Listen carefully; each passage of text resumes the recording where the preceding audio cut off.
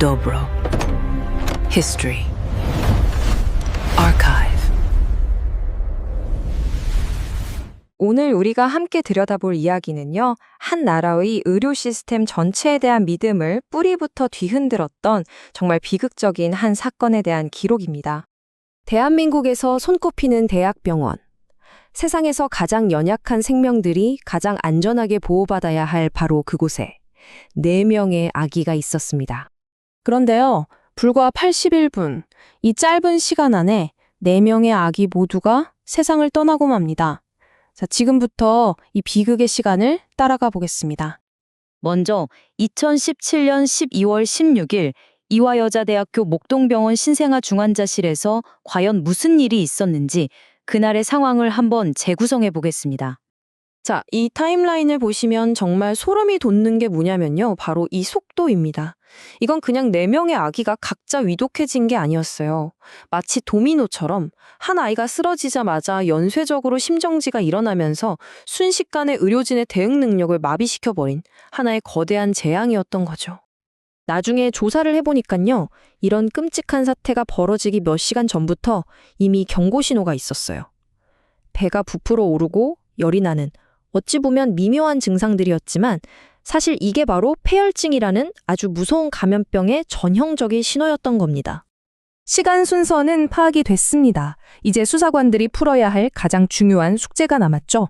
도대체 무엇이 혹은 누가 이 아이들을 죽음으로 몰고 갔는가, 보이지 않는 범인을 찾아야만 했습니다. 부검 결과 사망한 아기들 몸에서 공통적으로 한 가지 균이 발견됩니다. 바로 시트로벅터 푸른디라는 세균이었는데요.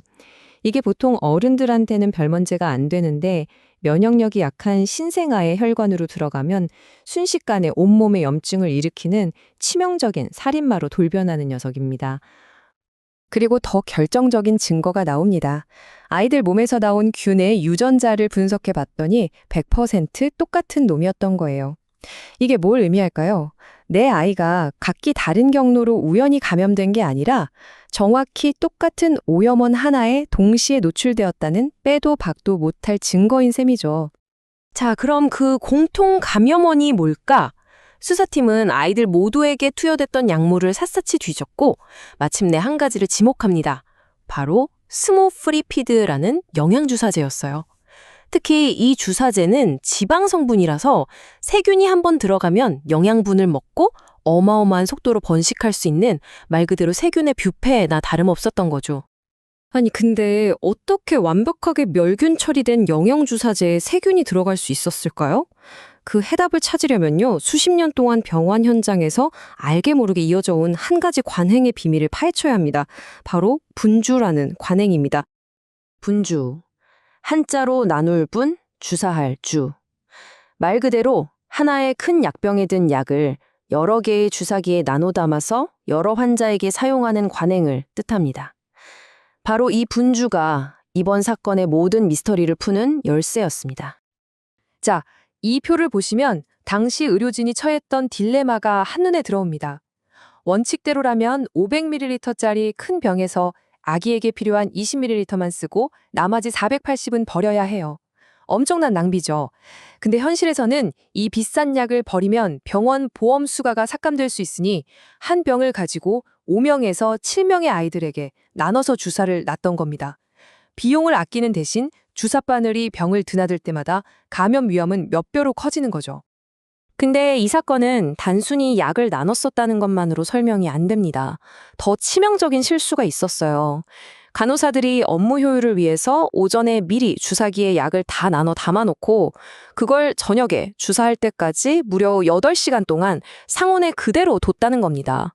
그 시간 동안 만에 하나 들어갔을지 모를 세균 몇 마리가 영양만점 주사액 속에서 수백만, 수천만 마리로 불어나면서 주사기 자체가 세균 폭탄이 되어버린 거죠.